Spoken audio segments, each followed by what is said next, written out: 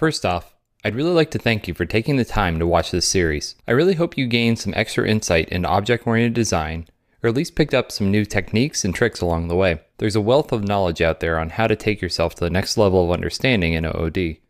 Starting with the two books I recommended at the beginning of the series, Growing Object-Oriented Software Guided by Tests, and Practical Object-Oriented Design in Ruby. Both are fantastic resources for thinking in more of an object-oriented way. Another two books I'd recommend are Patterns of Enterprise Application Architecture by Martin Fowler, and Design Patterns, Elements of Reusable Object-Oriented Software by the Gang of Four. There's another resource that I found on GitHub, and that's the Design Patterns PHP repo. Here the author has laid out multiple examples of various design patterns to help you learn them. It's a really nice resource if you're learning design patterns in PHP. So looking back on the series, let's recap things that we've learned. We've learned to isolate global state, we've learned about inheritance, composition with traits, subtype and duck typing and polymorphism, dependency management strategies, including dependency injection and dependency or inversion of control containers. We learned about the law of Demeter, which is also known as tell, don't ask. We went over differences between duck typing and type hitting. We covered composition over inheritance, the repository pattern. We learned how to break down God objects, and that combines with the single responsibility principle. We've learned to use meaningful class and method names. We've learned how to protect ourselves from MVC and reuse our business logic. We went over a couple functional programming concepts in OOD,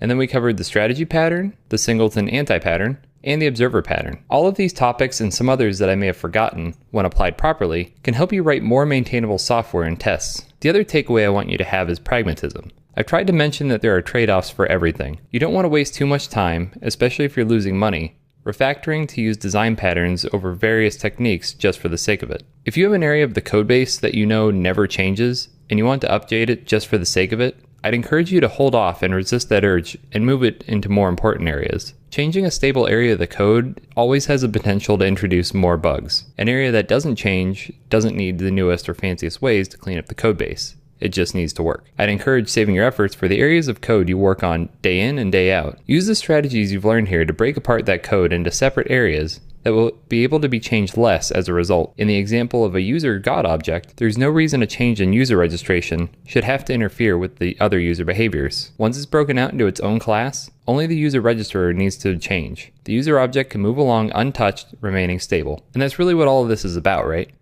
Make less work for yourself, reduce the risk of changing pieces of code, and etc. We're here to make software better, to make awesome products, and ensure that we have a solid code base backing that product. You have a responsibility to yourself, your team, and your product to make sure that the code remains stable and maintainable, and a liberal amount of object-oriented design can certainly help you achieve that. So again, my name is Matthew Machuga.